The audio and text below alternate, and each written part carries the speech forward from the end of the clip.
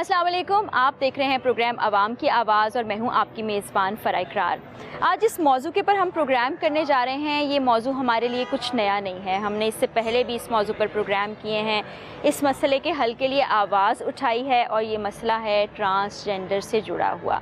उनको इस सोसाइटी में राइट्स नहीं मिलते, उनको अच्छी नज़र से नहीं देखा जाता, उनको धुतकारा जाता है, बचपन में घर से निकाल बाहर किया जाता है और वो जाके अपने गुरु के डेरे पर रिहाइश इख्तियार कर लेते हैं, नाच गाने को या भीख मांगने को अपना पेशा बना लेते हैं। और ऐसा इसलिए होता है क्योंकि हम उनको एक बच्चे, बच्ची, लड़का, लड़की की तरह से हुकूक नहीं देते, हम उनको हकीर समझते हैं, हम उनको धुतकारते हैं। तो ऐसी सूरत में उनको जो समझ आता है वो वहाँ जाकर अपनी ज़िंदगी का ज़रिए माश भी ढूंढते हैं और मकसद भी ढूंढते हैं। लेकिन अब हुकूमत की जानिब से एक बड़ा अच्छा इनिशिएटिव लिया गया है, मुल्तान में ट्रांसजेंडर्स के लिए एक स्कूल कायम किया गया है। तो आज की एपिसोड में हम आपको इन पर गुज़रने वाली बातें आप तक पहुँचाएँगे, ज़िंदगी की मुश्किलात इनकी दिखाएंगे और फिर कैसे ये उनसे गुज़रते हैं। कुछ बहुत सक्सेसफुल हो गए वो भी दिखाएंगे, उस स्कूल का भी विज़िट कराएंगे। तो शुरू करते हैं आज का प्रोग्राम।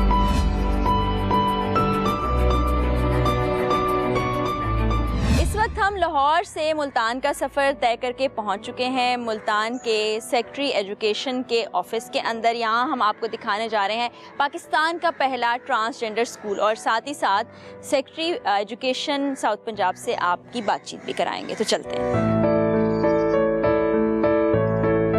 बहुत ही अनोखा इनिशिएटिव और वक्त की ज़रूरत जिसको हम सब बहुत महसूस करते हैं, ख़ास तौर पे वो लोग जो हसास दिल रखते हैं और वो लोग जिनका कहीं ना कहीं किसी हवाले से राबिता रहा हो ट्रांसजेंडर से, उनकी बातें सुनी हो, उनके जज्बात को महसूस करने की कोशिश की हो, तो वो समझ सकते हैं कि ये जो स्कूल बना है ये उन लोगों के लिए कितनी बड़ी होप है और हमारे माशरे को बदलने की तरफ पहला कदम है। इस इनिशिएटिव के पीछे क्या कहानी है, ये शुरू कैसे हुआ, इसको बनाने में कितना वक्त लगा और क्या क्या इसमें मुश्किलात आई, क्या क्या कोशिशें, सब ने किस तरह मेहनत करके इसको बनाया, इस पर हम बात करेंगे। इस वक्त secretary education south Punjab doctor Ehtesham Anwar हमारे साथ हैं और ऑफ कैमरा जब मैं उनसे बात कर रही थी और जिस पैशन से वो मुझे बता रहे थे तो मैंने महसूस किया कि ये वही इंसान कर सकता है जिसने दिल में कहीं ना कहीं उस दर्द और तकलीफ़ को महसूस किया और जब बना लिया तो इतनी खुशी के क्या अचीव हो गया। और मैं चाहती हूँ कि इस मॉडल पर पूरे पाकिस्तान में स्कूल्स बने। तो हमने बड़ा इंसिस्ट करके इनसे बात करने की कोशिश की है क्योंकि वो अपने काम को इतना एंजॉय कर रहे हैं और इस प्रोजेक्ट को इतना एंजॉय कर रहे हैं कि उनको मीडिया की भी शायद ज़रूरत नहीं है, पब्लिसिटी की भी शायद ज़रूरत नहीं है, लेकिन हम लोगों को और सोसाइटी को एजुकेट करना चाहते थे, इसलिए हम एहतशाम साहब से बात भी करना चाह रहे थे। एहतशाम साहब, सबसे पहले तो बहुत मुबारकबाद, बड़ी खुशी की बात है, ये मेरे अल्फाज नहीं है, मैं दिल से महसूस कर रही हूँ कि इन लोगों को कितनी ज़्यादा ज़रूरत थी कि ये भी पढ़ें लिखें बिल्कुल उसी तरह से जिस तरह से एक बच्ची और बच्चा पढ़ते हैं। तो ये ख़याल कैसे आया, कैसे सोचा, कैसे यहाँ तक पहुँचे? जी मैडम, बहुत शुक्रिया, आप तशरीफ़ लाईं और आपने एक ऐसे इशू पे जिस पे बहुत ज़्यादा बात नहीं होती उसके लिए आप ऑल द वे लाहौर से मुल्तान तशरीफ़ लाईं, आपकी टीम आई और इस प्रोग्राम को रिकॉर्ड किया जा रहा है। आपने सही फरमाया मैडम। देखिए, अल्लाह ताला ने तो 3 तरह की मखलूक इंसानों के हवाले से तख्लीक की, मर्द बनाए, औरतें बनाई और ये ऐसे लोग जो मर्द और औरतों के माबेन थे। लेकिन हम जब भी फ़ैसला साज अदारे या शख्सियात जब भी कोई फ़ैसला करते हैं तो वो मर्द और औरत को सामने रखते हैं। इस तीसरी जेंडर के लिए कोई सहूलत या कोई थिंकिंग आपको नज़र नहीं आती प्रीवियस गवर्नमेंट्स में। हम भी सरकारी मुलाजिम थे और हमने भी कभी इनके बारे में ज़्यादा सोचा नहीं था। कभी इनकी हम सड़कों पे देखते थे भीख मांग रहे हैं, शादियों के फंक्शंस हम सुनते थे कि वहाँ पे ये नाचते गाते हैं या और भी बहुत सी कबाहतें इनसे मंसूब की जाती थी, लेकिन कभी किसी ने इनके प्रॉब्लम्स को समझा नहीं था और उसको हल करने की तरफ जाने की कोशिश नहीं की थी। हम भी उन्हीं में से थे, हमने भी कभी इनके मसाइल को उस तरह से देखा या समझा नहीं था। फिर मैडम, मुझे शायद क्रेडिट देना चाहिए, लोग मुझे क्रेडिट देते हैं लेकिन मुझे भी मानना चाहिए, तस्लीम करना चाहिए कि कुछ लोगों ने मेरी भी इसमें ग्रूमिंग की और एजुकेट किया मुझे। तो एक तो लीना हाशिर साहिबा हैं, अनवर मसूद साहब हमारे बड़े मशहूर शायर हैं, उनकी बेटी ने तहरीर लिखी एक ख्वाजा सरा का मरने के बाद माँ के नाम ख़त, और वो अगर आप लेटर पढ़ें, बल्कि मैं अपने देखने वालों को भी कहूँगा कि उसको ज़रूर पढ़ें, तो तब आपको पता लगता है कि एक ट्रांसजेंडर किस किस मरहले से गुज़र के हमारे सामने आता है, उसने ज़िंदगी में क्या क्या प्रॉब्लम्स देखी होती, कैसे उससे एक स्टेज पे उसके घर वाले कहते हैं कि तुम हमारे लिए मर गए और तुम यहाँ से चले जाओ, क्योंकि सोसाइटी ने उसे एक्सेप्ट नहीं करना होता। और इनका भला इसी में है, घर वाले समझते हैं कि हमारा भला इसी में है कि अगर हम सोसाइटी से छुपा दें इसको, अदरवाइज़ तो बाकी बच्चों की भी शादियां नहीं होंगी और हम भी पूरी सोसाइटी में रिडिक्यूल किए जाएंगे। तो रात के अंधेरे में वो अपने बच्चे को कहीं भेजने का कहते हैं, जाने का कहते हैं, और ये फिर जाके आपस में जल होके हिडन कम्युनिटीज़ की सूरत में रहते हैं। इसी तरह उन दिनों मूवीज़ देखने का टाइम तो शायद मेरे जैसे लोगों को जिनके पास थोड़ा सा प्रेशर है काम का नहीं होता, लेकिन किसी ने कहा कि बोल मूवी भी आप ज़रूर देखें। अगर आप इस सब्जेक्ट को समझ रहे हैं कि बड़ा इंपॉर्टेंट है और डिसीजन मेकर्स को उसको समझना चाहिए, तो आप बोल मूवी देखें, आपको और पता चलेगा। तो फिर वो शोएब मंसूर साहब की मैं उनको भी एट्रीब्यूट करूँगा। मैंने वो फिर मूवी देखी तो उसमें भी एक बच्चे की कहानी है कि वो कैसे ट्रांसजेंडर सामने आता है और फिर किन मराहिल से गुजरता है। जब मुझे थोड़ा सा इदराक हो गया इस इशू का, तो फिर मैंने, अब देखें ना, हम में से ज़्यादातर लोग वेट करते रहते हैं किसी मसीहा का कि कोई और आके किसी मसले का हल लेके आएगा ना। हालांकि हम हर बंदा जो किसी भी रोल में है, बेशक आप लोग हैं मीडिया वाले, मैं सरकारी मुलाजिम हूँ, हमारी लीडरशिप है, हर बंदा अपने तौर पे कंट्रीब्यूट कर सकता है। तो फिर जब मैं सेक्रेटरी एजुकेशन लग के साउथ पंजाब में आया तो मुझे एक एडवांटेज था, ये डिपार्टमेंट चूँकि नया क्रिएट हुआ था, साउथ पंजाब की एडमिनिस्ट्रेटिव यूनिट नया क्रिएट हो रहा था, तो हमारे पास एक लेवरेज थी कि हम शुरू से ये एक काम ठीक करते, पहली ईंट ही दुरुस्त रखते। तो मैंने अपने मिनिस्टर साहब से भी डिस्कस किया कि मैं चाह रहा हूँ कि ट्रांसजेंडर्स के लिए कुछ किया जाए, और फिर अपनी टीम के साथ डिस्कस किया, सबको मोटिवेट किया, इनफैक्ट वो लेटर सबको पढ़ाया, और फिर हम जुट गए सारे लोग। जब विलिंग हो गए सारे, प्रोजेक्ट पे काम शुरू हुआ, तो एक फंड्स बहुत बड़ा मसला होता है। जी मैडम, अब दो मॉडल्स थे ना। एक तो ये हो सकता था कि हम गवर्नमेंट को लिखते और उनको ये प्रपोजल देते कि हम ऐसा करना चाह रहे हैं।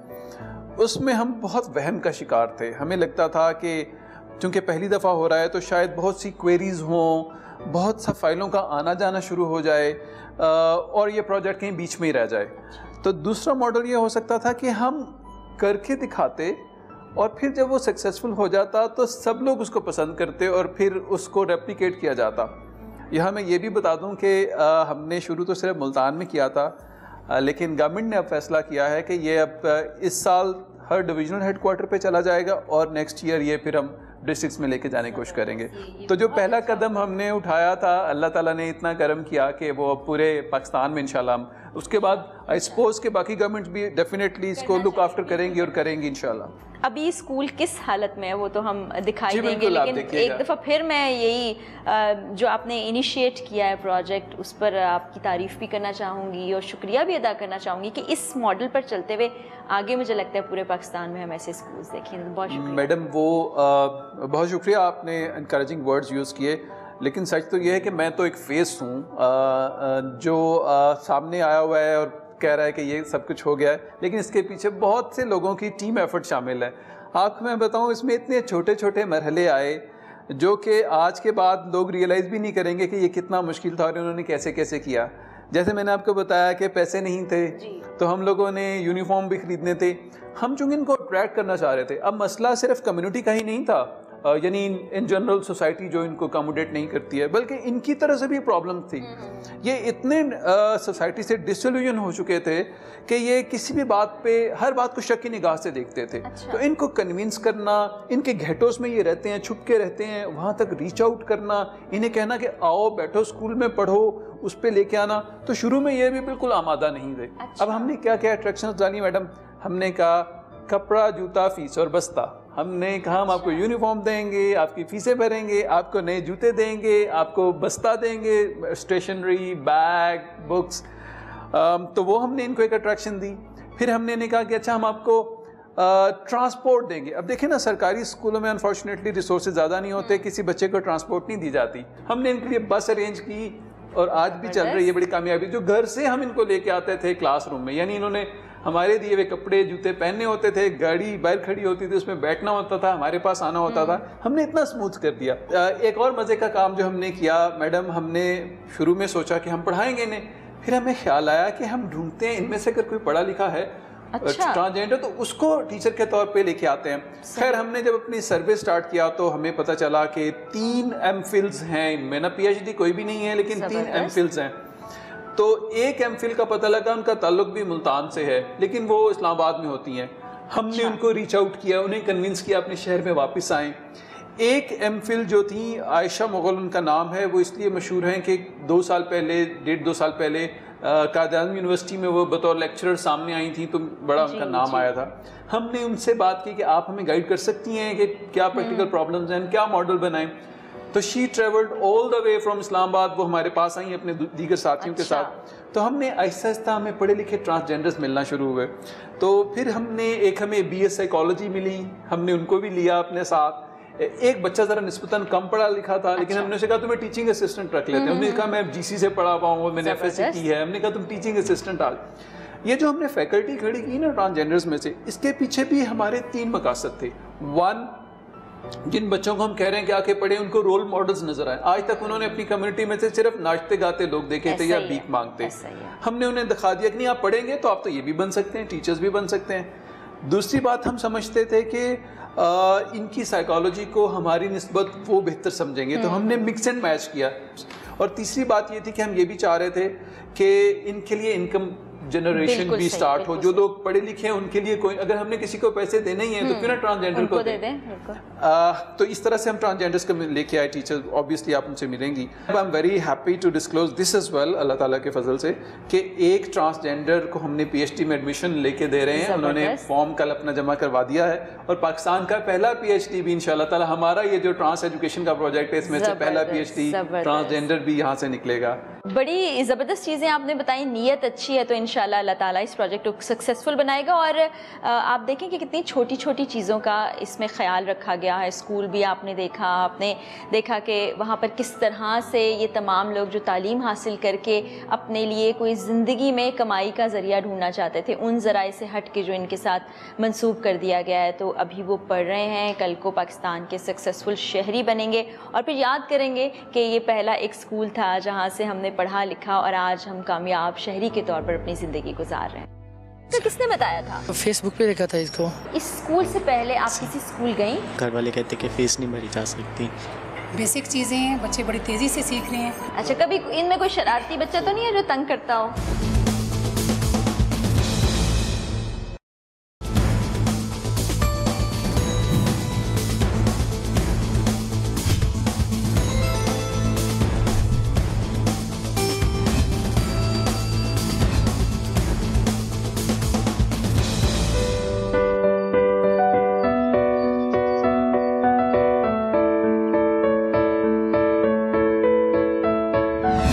पहुंच चुके हैं पाकिस्तान के पहले ट्रांसजेंडर स्कूल में और इस स्कूल की अशद ज़रूरत इसलिए थी कि जो पेशे ये अपनाए हुए थे ट्रांसजेंडर, क्योंकि सोसाइटी इनको कबूल नहीं करती, उनसे अलग होने के लिए, कोई और पेशा अपनाने के लिए उनको तालीम की ज़रूरत थी। और तालीम हासिल करने के लिए नॉर्मल स्कूल में जाके उनको लोगों की, बच्चों की हकारत का, नफ़रत का और पता नहीं किस किस तरह के बिहेवियर का सामना करना पड़ता था।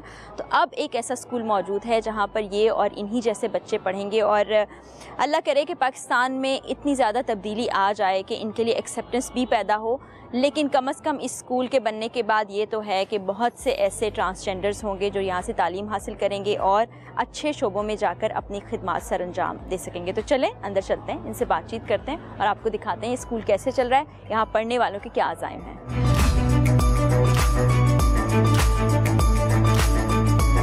तो इस वक्त क्लास चल रही है, सब पढ़ रहे हैं। देखें टीचर इनको पढ़ा रही हैं। यहाँ पर टीचर्स जो हैं जो स्कूल से ताल्लुक़ रखती हैं वो भी हैं, वो ट्रांसजेंडर्स भी हैं जिन्होंने अपनी एफ़र्ट से आला तालीम भी हासिल की। तो अभी हम इनसे बात भी करेंगे। इस वक्त देखें कि ये सब पढ़ रहे हैं और क्या पढ़ाया जा रहा है वो भी हम देखते हैं। अस्सलाम वालेकुम, कैसी हैं आप? खैरियत से हैं? अल्हम्दुलिल्लाह। आपको हमने डिस्टर्ब कर दिया?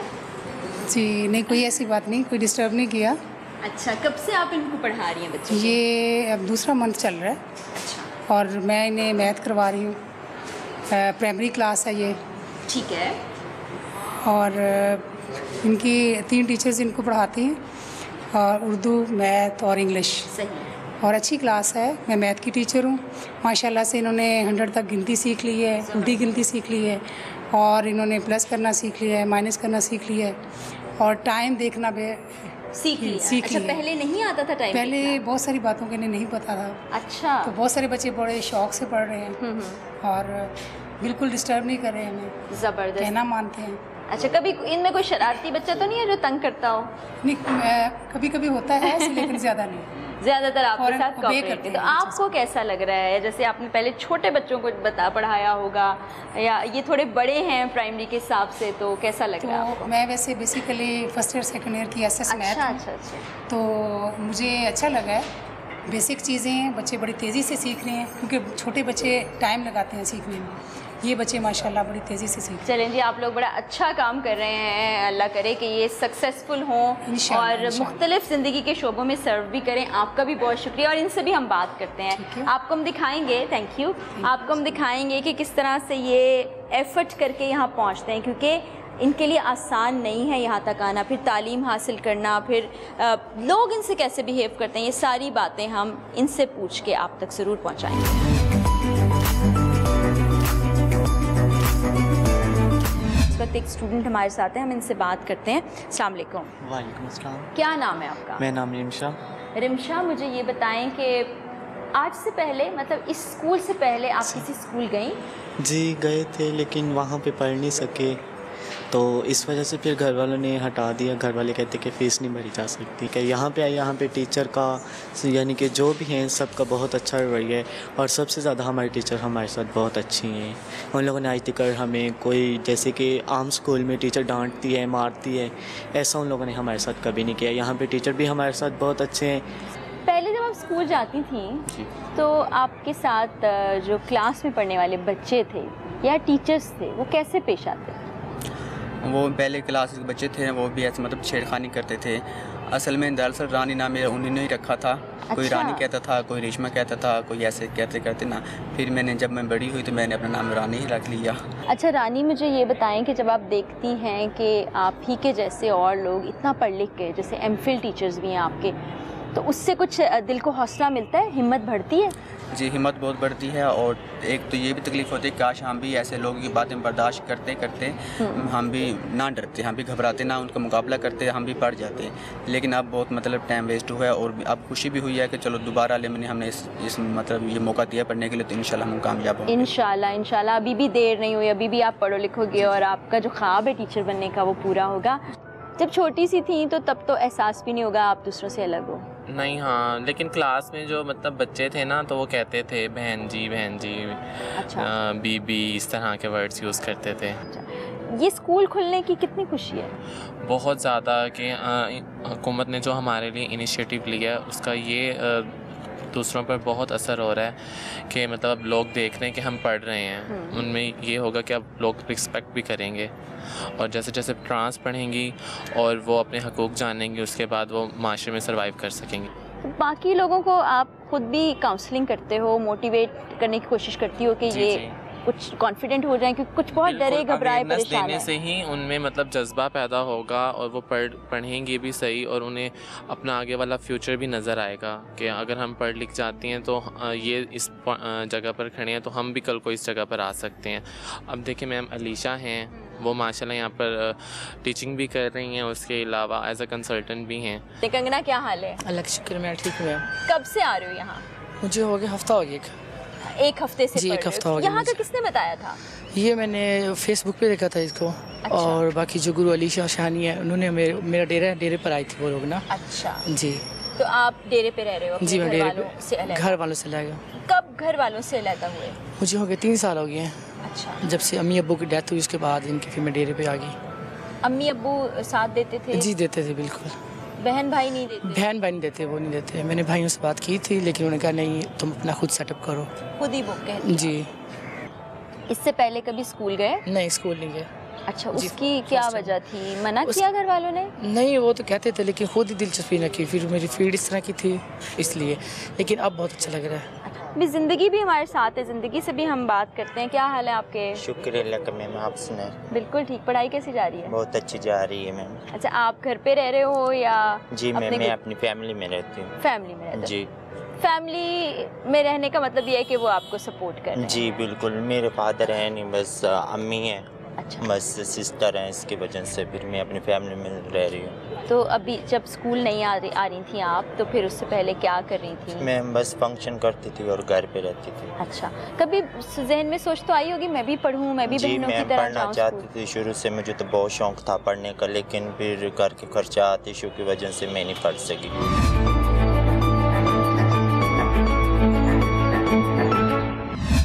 इस वक्त हम मौजूद हैं स्टाफ के साथ। ये वो स्टाफ है जो बच्चों को पढ़ाता भी है। इनमें हमारे साथ DPI साहिबा भी मौजूद हैं, हिना साहिबा भी मौजूद हैं, जिनका बराह रास्त अब ताल्लुक़ हो गया है, पहले नहीं था। और ये वो उस टीम से इनका ताल्लुक़ है जिन्होंने इस आइडिया के ऊपर काम किया और इसको बनाया। तो शानी हमारे साथ हैं, इनसे हम जानते हैं, जो यहाँ पर पढ़ा भी रही हैं, MPhil कर रखा है इन्होंने, जो कि बड़ी ही अचीवमेंट की बात है। और फिर वही बात की बड़े फ़ख्र की बात है, क्योंकि एक किसी भी आम शख्स के लिए तालीम हासिल करना कोई इतना मुश्किल नहीं होता। आप स्कूल कॉलेज जाते हैं, पढ़ते हैं, पास आउट करते हैं, लेकिन जो मुख्तलिफ़ लोग हैं, जिनकी जिन्स मुख्तलिफ है, उनको लोग एक्सेप्ट ही नहीं करते हैं, तो उनके साथ रवैया क्या होता होगा। तो शानी से हम पूछते हैं यहाँ तक का सफ़र। अस्सलाम वालेकुम। वालेकुम अस्सलाम। कैसी हैं आप? अल्हम्दुलिल्लाह मैं ठीक हूँ। सबसे पहले तो ये खुशी की बात कि जी, बहुत ज़्यादा। इतनी स्ट्रगल की। बहुत ज़्यादा। देखें अब तो इनको बहुत बड़ा बेनिफिट मिल रहा है कि इनको अलग से स्कूलिंग सिस्टम है। जब मैं पढ़ती थी तब ऐसा कुछ भी नहीं था, वही हुटिंग बुलिंग हमने जाना, और मतलब काफ़ी दफ़ा मैं इतना डिसहार्ट हुई कि मैंने कहा मैं नहीं पढ़ूंगी, मगर मैंने स्ट्रगल नहीं छोड़ा और मैं आज इस मकाम पे हूँ, उनके लिए एक मिसाल हूँ। और मुझे बहुत ज़्यादा खुशी हो रही है इनको पढ़ाकर। मुझे कल इतनी इंतहाई खुशी हुई कि वो बच्चे जो कभी आज तक स्कूल नहीं आए, जब मैंने उनको मतलब 1 माह क्लासेस देने के बाद कल जब मैंने उनकी इमला लिखवाई तो खुद से उन्होंने लफ्ज़ लिखे, जो मुझे बहुत खुशी हुई। मैंने उनको वर्ड बोला, उन्होंने लिखा, और मैं चाहती हूँ कि मेरी तरह ये भी आगे बढ़ें और इस लेवल तक पहुँचें। आपने जो स्ट्रगल की है उसको हम सलाम पेश करते हैं और चाहते हैं कि आप बाकी बच्चों में भी इतना कॉन्फिडेंस पैदा करें। इंशाल्लाह। हिना हमारे साथ हैं। हिना सेक्शन ऑफिसर हैं। हिना ने उस टीम का हिस्सा बन के बड़ा ही ज़बरदस्त काम किया जिन्होंने ये स्कूल बनाया। और हिना, कैसे कैसे आपने यूनिफॉर्म ढूंढा और फिर उसके बाद दुपट्टे, वो वाली कहानी ज़रा सुनाएं। क्योंकि ये अपनी नौयत का पहला किस्म का प्रोग्राम था। इससे पहले हम स्टूडेंट्स को तालीम देते हैं, हमें उनके लिए यूनिफॉर्म्स नहीं बनाने पड़ते। अब हम ट्रांसजेंडर के लिए यूनिफॉर्म बनाने जा रहे थे, तो हमारी बहुत लंबी मीटिंग्स हुई। शानी, अलीशा, ये सारे हमारे साथ थे। तो अच्छा, पहले हमने कहा वाइट यूनिफॉर्म बनाते हैं, तो उन्होंने स्ट्रिक्टली डिनाई किया कि ट्रांसजेंडर्स, इनकी पसंद को हमने मद्देनज़र रखना था, तो उन्होंने कहा हम वाइट यूनिफॉर्म्स नहीं पहनेंगे। फिर हम जाते थे बाज़ारों में, कपड़ा लेकर आते थे, मुख्तलिफ कलर्स लेकर आते थे। उस कलर्स पे हमारी बहुत दिनों डिस्कशन हुई। कलर फाइनल हो गया, तो उसके बाद वो कपड़े को ख़रीदने का मसला दरपेश आया। अब हमारे पास क्योंकि फ़ंड्स लिमिटेड थे, तो उन फंड्स की कमी को पूरा करने के लिए हमने कौन सी होलसेल मार्केट को फिरी और वहाँ से हम इकट्ठा कपड़ा लेके आए, ताकि हमारी वो कॉस्ट इफेक्टिव भी हो और हमें इकट्ठा उतना कपड़ा भी मिल जाए। ज़बरदस्त जी। ख्वाजा साहब भी हमारे साथ हैं, इसी टीम का हिस्सा हैं। इन्होंने भी इतनी ही मेहनत की। हर शख्स ने ना अपनी अपनी जगह बड़ा यूनिक रोल प्ले किया, जो कि नॉर्मली नहीं करते। ये बड़े हाई रैंक्स पे जॉब करने वाले लोग हैं जिनका ये काम नहीं है, लेकिन चूँकि दिल से किया, पैशन से किया, इसलिए आज ये इदारा खड़ा हुआ है और मुझे उम्मीद है कि आगे भी बढ़ेगा। तो आप बताइए कि ये जर्नी कैसी रही, कैसे आज यहाँ पर खड़े होके इसको ऑपरेशनल देख के खुशी महसूस हो रही है? जी, बड़ी चैलेंजिंग सी जर्नी थी, बड़ा यूनिक सा, और दिखने में तो आसान कि जी ऐसा कर लेंगे, लेकिन ये चूँकि कम्युनिटी मार्जिनलाइज है, हिडन कम्युनिटी है, जो अपीयरेंस में नज़र आती है, तो उस अपीयरेंस में वो कम्युनिटी हमें किसी और फेस में नज़र आती है। हम एजुकेशन के हिसाब से इनको लेना चाह रहे थे, तो ये एक इसके लिए जो विलिंग होते हैं वो ख़ास लोग ही विलिंग होना थे, क्योंकि एक एडल्ट एज में आके हम इनको कैच कर रहे थे। तो बहरहाल हमने फिर जो है ना जी, मैन टू मैन जिसे कहते हैं ना, हमने उसी तरह से पूरी एक चेन के ज़रिए से इनको अट्रैक्ट किया, और गाइडेंस हमें कंटिन्यूसली डिपार्टमेंट की तरफ से थी। तो डिपार्टमेंट पूरी तरह हर तरह से अपने जो है ना जी फॉर्मेशन को यूज़ कर रहा था। तो यूँ एक बहुत अच्छा हमें ग्रुप मिला।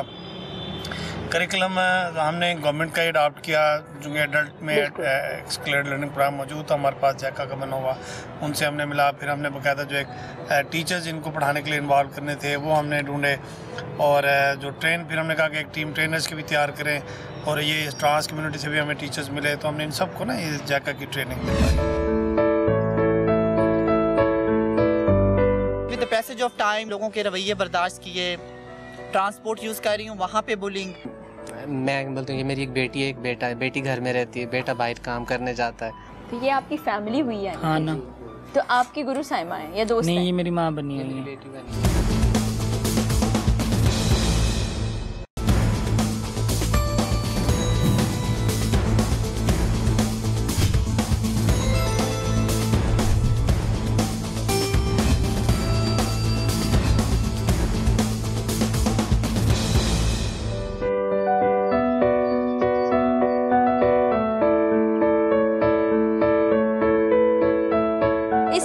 मैं मौजूद हूँ अलीशा के साथ, और अलीशा का शुमार उन लोगों में होता है जिन्होंने अपनी ज़िंदगी की मुश्किलात, लोगों के रवैये, ख़राब जुमले, पता नहीं क्या क्या कहना, उन सबको पस-ए-पुश डाला और उन्होंने सोच लिया कि नहीं, मुझे आगे बढ़ना है, ना सिर्फ आगे बढ़ना है बल्कि तालीम हासिल करनी है, अपने पैरों पर खड़ा होना है और अपने जैसे लोगों को सपोर्ट भी करना है।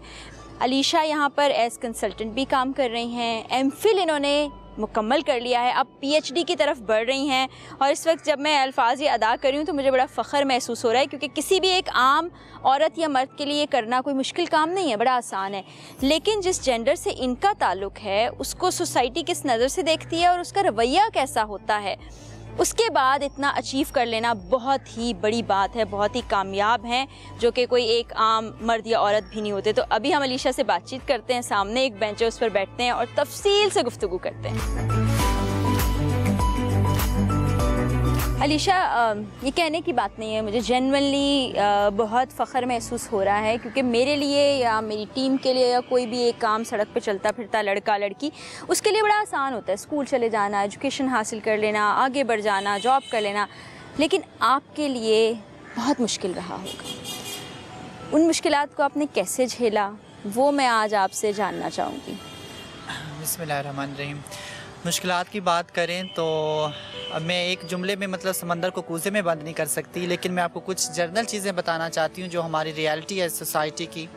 सबसे पहले ये चीज़ जो स्टार्ट होती है वो घर से होती है, क्योंकि घर में माँ बाप जो है ट्रांस बच्चे को एक्सेप्टेंस नहीं देते, तो वहाँ से जो लाइफ की स्ट्रगल है उसकी स्टार्ट हो जाती है। वो बच्चा धक्के खाता हुआ अपनी कम्युनिटी के लोगों के पास आता है, और वहाँ पर एक और चीज़ उसको सामना करना पड़ती है, वो ये होती है कि वो जिस बंदे के पास अप्रोच करता है, अपने गुरु के पास या गार्जियन जो भी होता है, अब उस पर डिपेंड करता है कि वो बंदा जो है वो काबिल है या वो बंदा जो है नेगेटिविटी में इन्वॉल्व है, क्योंकि वो जिस फील्ड से ताल्लुक़ रख रहा होगा वो उस बच्चे को उसी तरह से अडॉप्ट करेगा और उसी तरीके से चलाएगा।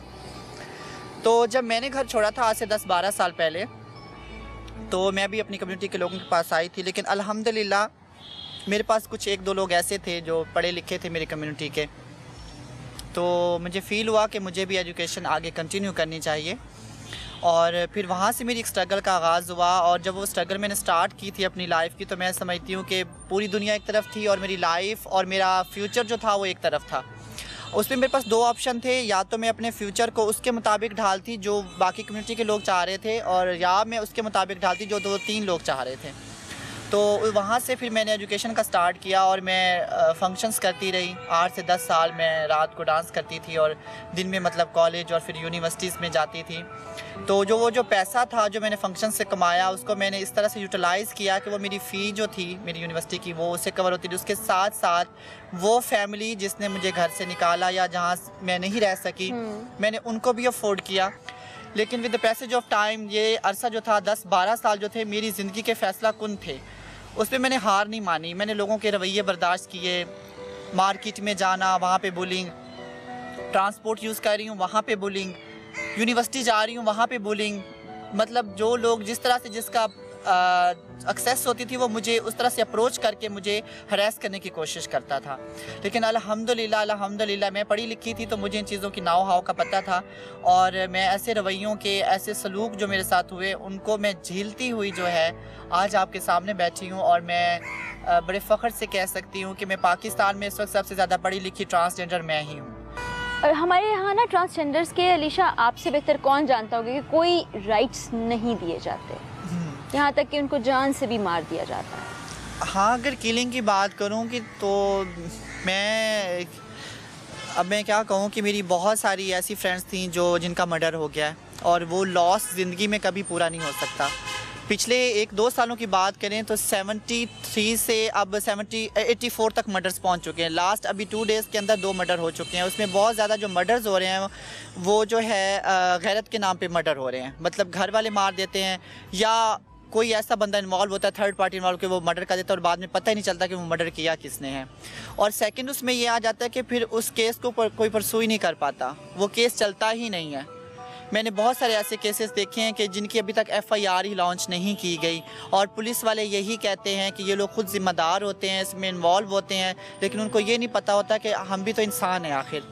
अगर आप एक इंसान होने के नाते सोचें, एक पाकिस्तान का शहरी होने के नाते सोचें उस चीज़ के ऊपर तो एक्शन ले सकते हैं, लेकिन अनफॉर्चुनेटली इसके ऊपर कोई एक्शन नहीं लिया जा रहा। और मेरे ऊपर खुद इस्लामाबाद में मर्डर अटैक हो चुका है। अभी जैसे कि ये स्कूल शुरू हुआ है, यहाँ पे आप बच्चों के साथ वक्त भी गुजार रही हैं, पढ़ा रही हैं इनको, फिर आपने अपना भी एक डेरा बनाया हुआ है, वहाँ पर भी वो भी अपने बचपन को जहन में रखते हुए, वो एक्सपीरियंसेस जहन में रखते हुए। देखें, डेरा जो होता है वो घर होता है हमारा। अच्छा। बेसिकली घर होता है। मेरी तो शादी अब होनी नहीं है, ठीक है, तो मेरा जो वो घर है ना, वो समझो मेरा ससुराल भी और मेरा मेका भी है। अच्छा। हाँ जी, क्योंकि वो उसमें मेरे पास मेरे चेले भी आते हैं, कोई भी एक्टिविटी होती है, कोई किसी चीज़ की ज़रूरत होती है उनको, तो हम लोग गैदरिंग भी कर लेते हैं उसके अंदर। अच्छा। हमारे अगर कोई लीगल प्रोटेक्शन की ज़रूरत होती है उसके ऊपर डिस्कशन कर लेते हैं बैठ के, खाना खा लिया, गैदरिंग कर ली, मतलब कम्युनिटी का एक लाइजॉन उसमें चलता रहता है। उसके अलावा मेरा रहन सहन, घर बार, मतलब बाकी बच्चे देखते हैं उस चीज़ से, वो चीज़ें बहुत सारी सीखते भी हैं कि बिल्कुल कि गुरु इस तरह से रहती है तो हमें भी इस तरह से रहना चाहिए ना। तो बेसिकली डेरा जो होता है एक लर्निंग इंस्टीट्यूट होता है ट्रांस के लिए।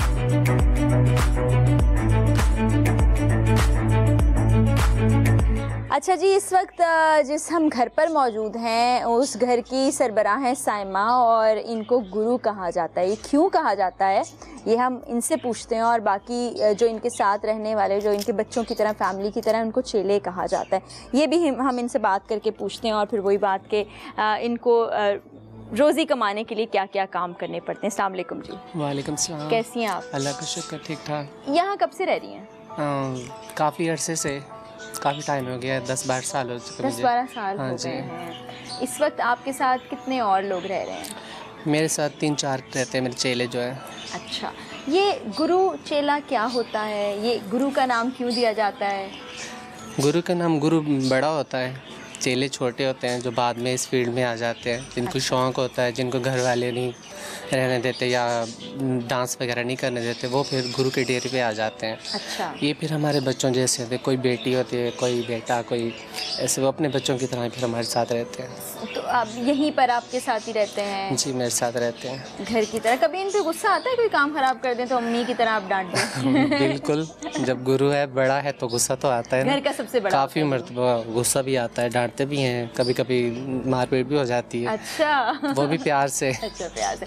कोई ख़ास तरीक़ेकार होता है चेला बनने के लिए? नहीं, ख़ास तरीका तो नहीं कुछ, पर ये है तामीज़ होनी चाहिए, बैठने उठने के आदाब होने चाहिए। इस वजह से जैसे मैं हूँ, मुझे पता है मेरी गुरु कैसे थी, अब मुझे भी पता होना चाहिए ना कि मेरे चेले कैसे हैं, अच्छे हैं, क्या करते हैं, सही। कहना माने। तो ये फिर तो ये आप इनको फिर वक्त के साथ साथ सिखाते भी? हाँ जी, बिल्कुल। अच्छा, आप कुछ बता रही थी चटाई का कुछ, ये क्या है सिलसिला? ये हमारे अलग-अलग ऐसे दायरे बन जाते हैं, जैसे कास्ट होती है ना, किसी की कुछ कास्ट, किसी की कुछ कास्ट, ये हमारे में भी ऐसा होता है। अच्छा। कुछ बड़े होते हैं, कुछ दायरे कुछ छोटे होते हैं। उनमें है, किसी में 225 है, किसी में 550, 550 रुपये जिनका है ना, वो ऐसे होता है कि वो पक्का हो जाता है ये हमारा शागिर्द है, हमारा चेला है। बाहर जाएगा कोई बदतमीज़ी करेगा, यार नहीं ये फ़लाँ का है। अब जैसे मैं इस मोहल्ले में रह रही हूँ, काफ़ी अर्से सब मुझे जानते हैं। अब जो मेरा लड़कों वाला नाम है वो कम जानते हैं, मुझे साइमा के नाम से जानते हैं। कहीं भी चले जाओ, अब ये चले जाएंगे ना, पता चल जाएगा ये साइमा का चेला है। अच्छा। ये हमारा ऐसे वो होता है जैसे ID कार्ड वाला ले ले, हम अपने वालिदैन का वो करते हैं, इस तरीके से भी यही होता है। इस तरह से नाम लेके चलते हैं। हाँ बच्चे अपने वालिदैन का नाम हाँ, लेके चलते हैं। ये चीज़ होती है। क्या नाम है आपका? मेरा नाम जिया है। जिया, खाना पकाना आता है? जी। क्या क्या बना लेती है? मैं सालन बना लेती हूँ। कौन सा सबसे अच्छा बनाती हो? मैं सारे अच्छे बना लेती हो। अच्छा जी, यहाँ पर कब से रह रही हो? मुझे हो गए 7-8 साल। अच्छा 7-8 साल हो गए, इसका मतलब बहुत ही छोटी उम्र में आ गई थी। जी। तो यहाँ जब बाहर जाती हो, इनके तो भाई हैं साथ रहते हैं, अम्मी अब्बू का घर भी करीब है, इनकी फैमिली बहुत अच्छा, बहुत अच्छे सपोर्ट करते हैं, हमें बहुत प्यार करते हैं। तो जो बाहर आम और लोग हैं जिनसे कोई रिश्तेदारी नहीं है, ताल्लुक़ नहीं है, वो उनका सलूक कैसा है? वो भी अच्छे हैं, गलत माइंड नहीं करते। क्योंकि बहुत साल से आप यहाँ रह रहे हो। जी। तो पैसे कमाने के लिए क्या करते हो? बस जब फंक्शन नहीं होते तो हम मेलों पे चले जाते हैं। तो आपकी दोस्ती है इन सबसे? हाँ, ये मेरी माँ बनी है, तो इनके पास आते हैं। ये हमारे गुरु का शागिर्द है। अच्छा। इससे इसका मतलब है हमारा भाई है। ठीक, तो ये आपकी फैमिली हुई है? हाँ ना। तो आपकी गुरु साइमा है या दोस्त? नहीं, ये मेरी माँ बनी हुई है। अच्छा, बेटी बनी हुई है। से कोई बेटी होती है, चेला यानी कि जो चेला हो जाता है ना, वो बेटे में शुमार हो जाता है। जो बेटी होती है जो बेटी होती है वो फिर बेटी होती है, यानी कि अच्छा, बिल्कुल बेटी की तरह। हाँ, उससे आपका चेला यानी शागिर्द। हाँ, वो और बेटे की तरह जगह पे होता है, और जो बेटी होती है वो बेटी होती है। अच्छा, यानी कि जैसे चेले को आप एक लड़का कंसीडर करेंगे? जैसे मैं बोलता हूँ कि मेरी एक बेटी है, एक बेटा है। बेटी घर में रहती है, बेटा बाहर काम करने जाता है। तो इस लिहाज से जो चेला होता है ना, वो यानी कि कमा के लाता है। हाँ, जो फंक्शन से हिस्सा वो सब कुछ गुरु को देते हैं, ये करते हैं। हमारे यहाँ बेटियों से नहीं लिया जाता, बेटियों को देते हैं हम। और वो काम करती हैं? हाँ, वो घर का काम या फंक्शन के उनसे लेन देन वो नहीं होता हमारा लड़कों वाला, लड़कियों जैसे। बिल्कुल। ये देखें, ये मुझे आज एक अलग बात पता चली है कि जैसे घर में होता है बेटा और बेटी, यहाँ पर भी बेटी और चेला होता है। चेले यानी बेटे घर से बाहर जाते हैं और कमा के लाते हैं मुख्तलिफ ज़रिए, जैसे कि हमें पता है। फैमिली होती है वैसे हमारी फैमिली होती है ना। तो यहाँ पर इन्होंने ना अपना छोटा सा एक ये बिज़नेस भी शुरू किया हुआ है, स्मॉल बिज़नेस। ये परिंदे रखे हुए इन्होंने, ये बेचते हैं आप। तो इससे कितने पैसे मिल जाते हैं? बस गुजारा हो जाता है। गुजारा होता है। फिर देखें, वही बात है कि एजुकेशन के लिए कोई इंस्टीट्यूट्स नहीं है इनके पास। जब ये बाहर कहीं जाते हैं तो लोगों का रवैया अच्छा नहीं होता, पढ़ने से फिर ये बेचारे बददिल हो जाते हैं और फिर इसी तरह के ज़रिए माश ढूंढते हैं, जैसे कि किसी शादी के इवेंट पे जाना, किसी की सालगिरहों पे जाना, या कहीं बच्चे की पैदाइश हो गई, या कुछ लोग तो इस हद तक काम ना मिलने की वजह से मजबूर हो जाते हैं कि वो बेगरी की तरफ आ जाते हैं। तो अगर इनके लिए अपॉर्चुनिटीज़ क्रिएट की जाएँ और सोसाइटी में एक्सेप्टेंस मिले, तो ये भी बिल्कुल जैसे हम लोग सब अपनी ज़िंदगी गुजार रहे हैं वैसे ही गुजारें।